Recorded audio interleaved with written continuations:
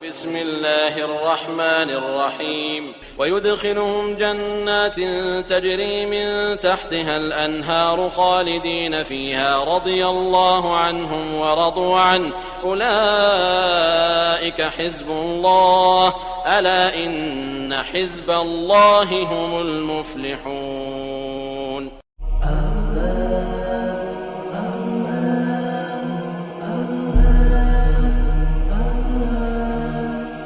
السلام علیکم ورحمۃ اللہ وبرکاتہ. الحمدللہ والصلاة والسلام علی رسول اللہ وعلی آلہ وصحبہ اجمعین اما بعد. قال تعالی فی کلامہ المجید والسابقون الاولون من المہاجرین والانصار والذین اتبعوہم بإحسان رضی اللہ عنہم ورضوا عنہ. رب اشرح لی صدری ویسر لی امری واحلل عقدۃ من لسانی یفقهوا قولی. اشہد ان لا الہ الا اللہ وحدہ لا شریک لہ واشہد ان محمدا عبدہ رسولہ. میں آپ تمام بھائیوں اور بہنوں کا استقبال کرتا ہوں آج کے اس پروگرام میں، اور یہ اجتماع عام میں انشاءاللہ 3 خطاب ہوں گے. تینوں خطابوں میں پہلا خطاب میرا ہے، اور کیونکہ وقت کی قلت ہے اس وجہ سے میرا خطاب مختصر ہوگا تاکہ ہمارے جو مہمان مقررین آئے ہیں دور سے ان سے ہم زیادہ فائدہ اٹھا سکیں انشاءاللہ. میرا موضوع ہے عظمت صحابہ. عظمت صحابہ کے موضوع کو دیکھنے کی کیا ضرورت ہے؟ دیکھنے کی ضرورت اس وجہ سے ہے میرے بھائیوں کیونکہ ہمارے دین پہ عمل کرنے کے لیے ہمارا منہج، ہمارا طریقہ کار کیا ہونا چاہیے، یہ جاننے کے لیے ہمیں صحابہ کی طرف دیکھنا بہت ضروری ہے.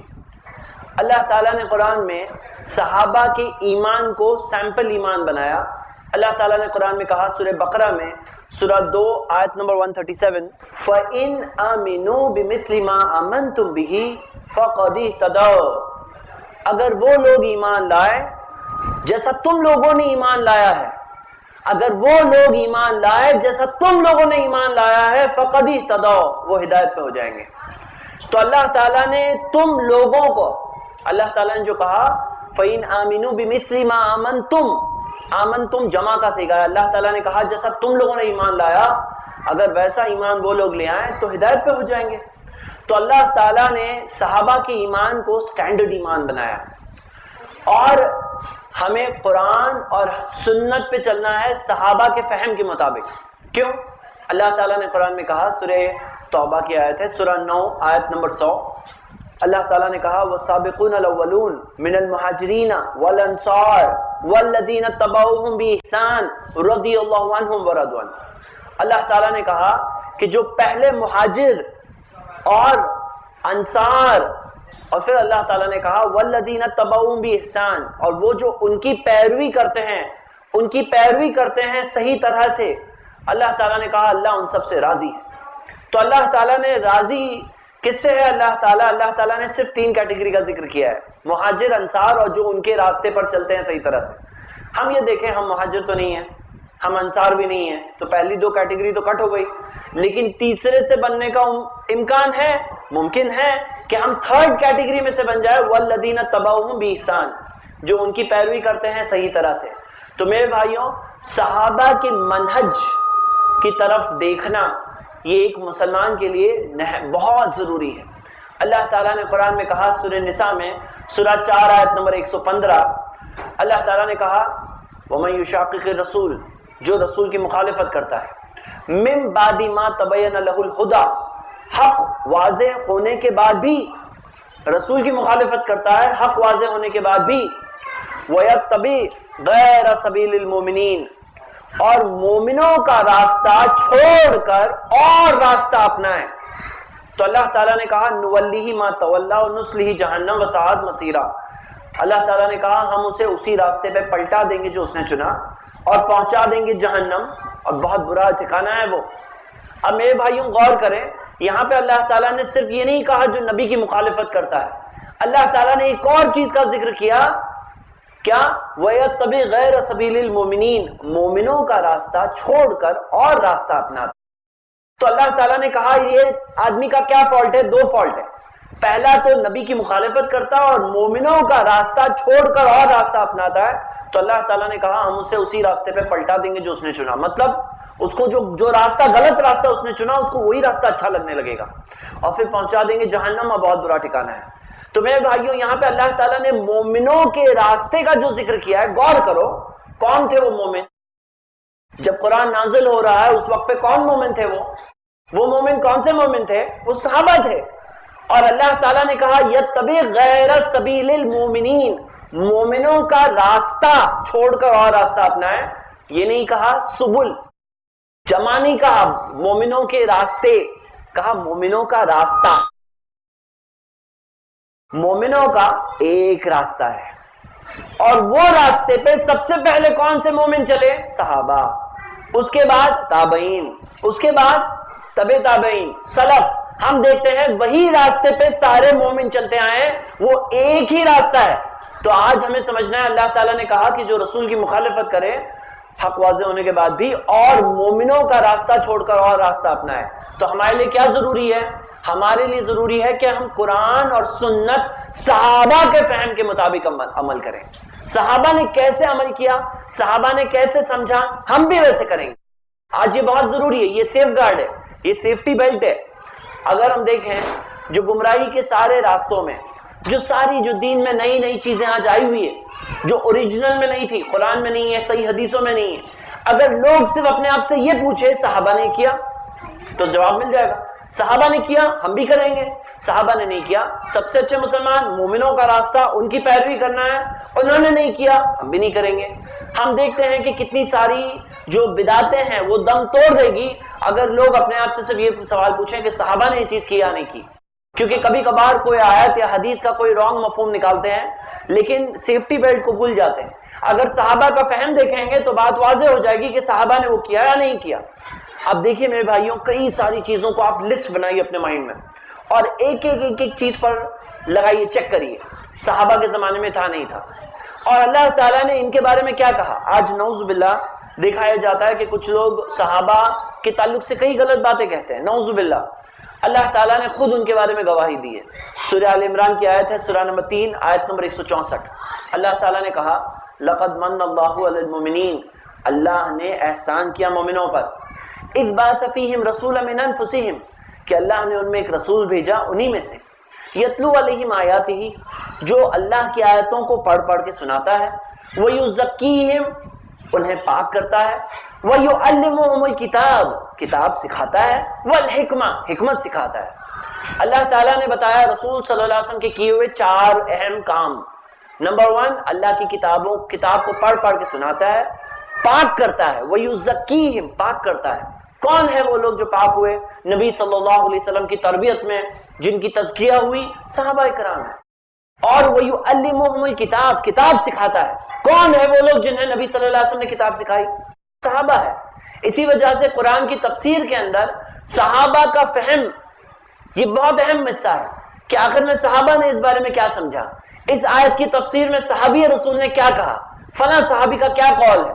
وَيُعَلِّمُهُمُ الْكِتَابَ، کتاب کو سکھایا نبی صلی اللہ علیہ وسلم نے انہیں، اور حکمت سکھائی. حکمت سکھائی. امام ابن کثیر رحمہ اللہ کہتے ہیں الحکمہ السنہ، حکمت سکھائی یعنی سنت سکھائی.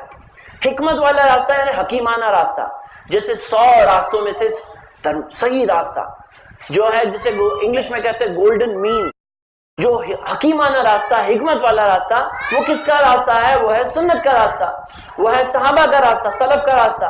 تو ہم دیکھتے ہیں کہ جو نبی صلی اللہ علیہ وسلم نے حکمت سکھائی، جو حکمت ہے، جو سنت ہے، یہ سنت ہی حکمت ہے. اور ہم یہ دیکھیں کہ وہ حکمت جو اللہ کے رسول صلی اللہ علیہ وسلم کی باتوں میں ہمیں ملتی ہے، آپ کو وہی صحابہ کے آثار، صحابہ کے اقوال آپ پڑھیں، آپ کو وہی حکمت کی مہک آنے لگے گی جو اللہ کے رسول صلی اللہ علیہ وسلم کی حدیثوں میں آتی. تو ہم یہ دیکھتے ہیں کہ اللہ تعالیٰ نے یہاں پہ 4 چیزوں کا ذکر کیا، 4 چیزیں جو اللہ کے رسول صلی اللہ علیہ وسلم نے کیا صحابہ کے متعلق اور اس امت کے متعلق. اور میرے بھائیوں دیکھیں کہ آخر میں اللہ تعالیٰ نے کیا کہا اس آیت کے آخر میں. یہ آیت کہاں ہے؟ قرآن میں سورہ آل عمران سورہ 3 آیت نمبر 164. اللہ تعالیٰ نے کہا وَإِن كَانُوا مِن قَبْلُ لَفِي ضَلَالٍ مُبِينٍ. غور سے سنیے، پوائنٹ ہے یہاں پر. کیوں؟ کل ایسے لوگ اگر آپ کو ملیں جو صحابہ کو برا بھلا کہیں، گالیاں دیں، ان کے راستے کو چھوڑے، ان کے راستے کو ترک کرے، قرآن کی آیت کو بتائیے نا انہیں. اللہ تعالیٰ نے یہاں خود گواہی دی ہے کہ نبی صلی اللہ علیہ وسلم نے 4 چیزیں کی اور پھر اللہ تعالیٰ نے کہا وَإِن كَانُوا مِن قَبْلُ لَفِي ضَلَالٍ مُبِينٍ، اس سے پہلے تھے اس سے پہلے من قبل، اس سے پہلے کھلی ہوئی گمراہی میں تھے، وہ کھلی ہوئی گمراہی میں تھے۔ کون؟ صحابہ۔ کس سے پہلے؟ نبی صلی اللہ علیہ وسلم کے آنے سے پہلے۔ اس سے کیا ثابت ہوا؟ اس سے ثابت یہ ہوا کہ ابھی گمراہی پہ نہیں رہے، قرآن آنے کے بعد، نبی صلی اللہ علیہ وسلم کے آنے کے بعد، ان پہ ایمان لے آنے کے بعد اب وہ گمراہی پہ نہیں رہے۔ کیوں؟ کیونکہ اللہ نے کہا اس سے پہلے وہ گمراہی پہ تھے۔ وَإِن كَانُوا مِن قَبْلُ لَفِي ضَلَالٍ مُبِينٍ، تو قرآن آنے سے پہلے اللہ تعالیٰ نے صحابہ کے بارے میں کہا، اور یقیناً جاہلیت کے زمانے میں گمراہی کا راستہ تھا وہ، لیکن اللہ کے رسول صلی اللہ علیہ وسلم کے آنے کے بعد یہ وہ لوگ ہیں جنہوں نے نبی صلی اللہ علیہ وسلم پہ ایمان لایا۔ میرے بھائیوں، ایک سوچو آپ، ایک پیڑ ہے، وہ بڑا اچھا اسٹرانگ مضبوط ہو گیا اور تبھی کوئی آ کے پانی ڈال رہا ہے۔ ایک وہ ہے، اور ایک وہ ہے جب وہ پیڑ چھوٹا سا پودا تھا تو کسی نے اسے پانی ڈالا تھا۔ دونوں میں فرق ہے یا نہیں ہے؟ ہم لوگ بعد کے زمانے والے ہیں، بڑا پیڑ ہو گیا تب ہم آئے ہیں، اور جو بھی خدمت کر سکتے ہیں کر رہے ہیں، لیکن صحابہ تو وہ ہیں جو کسی نے ایمان نہیں لایا تھا نبی صلی اللہ علیہ وسلم پر، انہوں نے ایمان لایا، انہوں نے خود کے لوگوں کے خلاف دشمنی لے لی، خود کے گھر بار کو چھوڑ دیا، خود کے رشتہ داروں کے ساتھ اختلاف لے لیا، لیکن اللہ کے رسول صلی اللہ علیہ وسلم کا ساتھ نہیں چھوڑا۔ تو ہم دیکھتے ہیں کہ صحابہ کے تعلق سے اللہ تعالیٰ نے جو باتیں کہی ہے قرآن میں، کتنی ساری مثالیں۔ سورہ بقرہ کی آیت ہے، سورہ نمبر 2 آیت نمبر 143، اللہ تعالیٰ نے کہا وَكَذَلِكَ جَعَلْنَاكُمْ أُمَّةً وَسَطًا لِتَكُونُوا شُهَدَاءَ عَلَى النَّاسِ، اور اس طرح ہم نے تمہیں درمیانی امت بنایا ہے، ہم نے تمہیں امت وسطیٰ بنایا ہے۔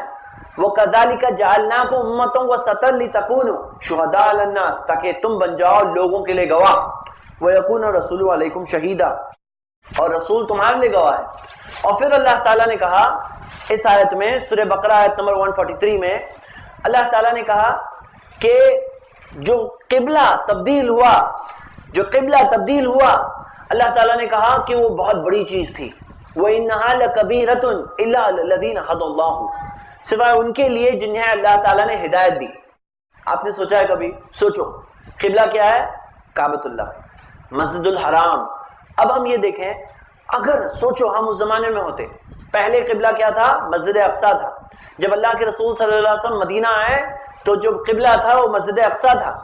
مسجد النبوی میں پہلا قبلہ کیا تھا؟ مسجد اقصیٰ تھا۔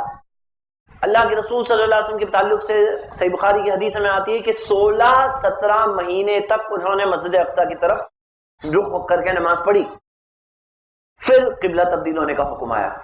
سورہ بقرہ سورہ 2 آیت نمبر 143۔